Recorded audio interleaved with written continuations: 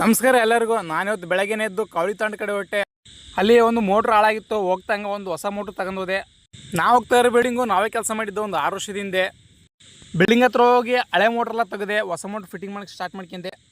ಇನ್ನೇ motor fitting ಎಲ್ಲ ಆಯಿತು. ಕರೆಂಟ್ ಇದ್ದಿಲ್ಲ ಚೆಕ್ ಮಾಡೋಕ್ಕೆ. ಓನರಿಗೆ ಕರೆಂಟ್ ಬಂದಮೇಲೆ ಚೆಕ್ ಮಾಡಿರಿ ಅಂತೇಳಿ ನಾವು ಊರ ಕಡೆ ಬಂದೆ. ನಾನು ಬರ್ತಾ ಇದ್ದು ಇದೇ ರೋಡು. ಈ ರೋಡು ನೆಲವನಿಂದ ಕವಳಿ ತಾಂಡು ಹೋಗ್ತೈತಿ. ರೋಡ್ ಮಾತ್ರ ಸೂಪರ್ ಇತ್ತು. ಮೈ ಕುಲುಕ್ಲಿಲ್ಲ, ಗಾಡಿ ಸ್ವಲ್ಪನೇ ಕೆಸರಾಗಲಿಲ್ಲ. ಈ ಥರ ಟಾಪ್ ರೋಡ್ನೇ ಓಡಾಡ್ಕೊಂಡು ನಾವು ಪುಣ್ಯ ಮಾಡಿದ್ವಿ. ಅಣ್ಣ ಸಖತ್ ಆಕ್ಟಿಂಗ್ ಮಾಡ್ತಿದ್ವಿ ಕಣ. ನಮಸ್ಕಾರ ಕಣ. ನೀನು ಹಂಗೆ ನಾ ಊರಿಗೆ ಬಂದೆ. ನಮ್ಮ ಮೇಸರ್ ಜೊತೆ ಫೋನ್ ಮಾಡಿದ್ರು, ಅವ್ರು ಒಳ್ಳೆ ಓಡಿಸ್ತಾ ಇದೀನಿ ಬಾಯಿಲಿ ಅಂತ. ನಾ ಅಲ್ಲಿಗೆ ಹೋದೆ. ಅಲ್ಲಿಗೆ ಹೋದ್ಮ್ಯಾಗೆ ಅವರು ಅಳತೆ ಮಾಡಿ ಹೇಳ್ತಿದ್ರು ಯಾರ್ಯಾರು ಎಷ್ಟೆಷ್ಟು ಪದ ಹಾಕ್ಬೇಕಂತ.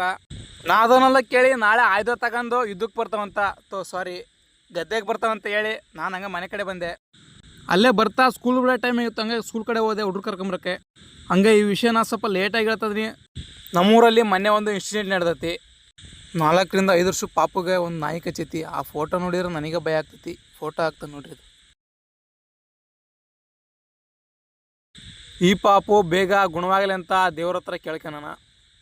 ಎಲ್ಲರಿಗೂ ಒಂದು ಕಿವಿ ಮಾತು, ನಿಮ್ಮ ಸಣ್ಣ ಮಕ್ಕಳನ್ನ ಸ್ಕೂಲಿಗೆ ಕಳಿಸ್ತಿರ್ತೀರಿ, ಅಂಗನವಾಡಿಗೆ ಕಳಿಸ್ತಿರ್ತೀರಿ. ನಿಮ್ಮ ಮಕ್ಕಳನ್ನ ಹುಷಾರಾಗಿ ಮನೆಗೆ ಕರ್ಕೊಂಬರ್ರಿ. ಯಾಕಂದ್ರೆ ಇತ್ತೀಚೆಗೆ ಬೀದಿ ನಾಯಿಗಳ ಕಾಟ ಭಾಳ ಆಗೈತಿ.